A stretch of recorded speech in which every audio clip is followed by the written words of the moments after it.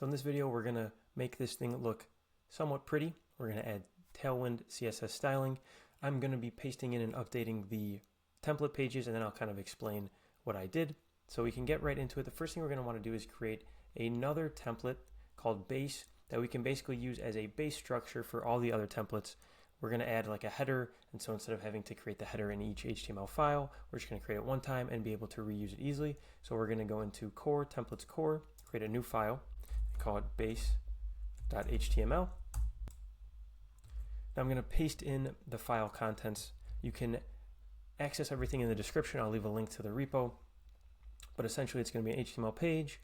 Right here, this is the most important thing to include. This is going to be a script to the Tailwind CSS CDN. So we're just going to use a CDN. It's nice and easy. And then in the body of it, we're going to create a little bit of styling here. So we're going to say, squeeze this thing into 75% width, add a little bit of padding to the top, and use flex to have the items all line up horizontally. On the left side, we're going to have DJ AI Stylist. Name this something better, please. And on the right side, we will have two menu items or links, one to my stylist, which will go to that stylist URL we named stylist, and one my closet, which will go to that index, that /closet route, which will be all of our clothes. Now let's go to our index page, which listed out all of our clothes, and let's replace this with some new markup. And this is going to use this extends here, core/base.html. So this is the key right here. This is where we will be able to plop this into this base.html. If we go back here, we could see right below the navigation, we see this block content and end block content. So this is where we will kind of inject the other pages into this base page. So in index, we say this extends core, and then we tag this below as block content. And what we do here is we have the form to create a new item. We use flex, and we style the button so it's a bit nicer with some blue styling. Then below that, we list each of the clothing items, and again, we flex them, and we put them each into a little container.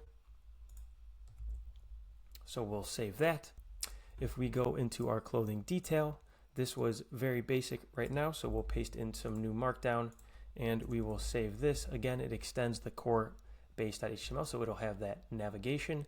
We define this as the block content, so it'll be injected into that content section of the base HTML template. And then if there is a clothing item, we display it again, and then we add this delete button, but we make it red so that we know, oh, something bad's going to happen if we click it. So make sure we save this. And now let's update our stylist.html page. So if we select all and paste over it, this again extends this base.html. We define this as the block content. We have a form at the top to enter the location, styling it a bit nicer. And then below that, we use a bit more styling to display the weather and the current outfit. So make sure everything is saved. Then run your server. Manage.py run server. Oops, Python manage.py run server.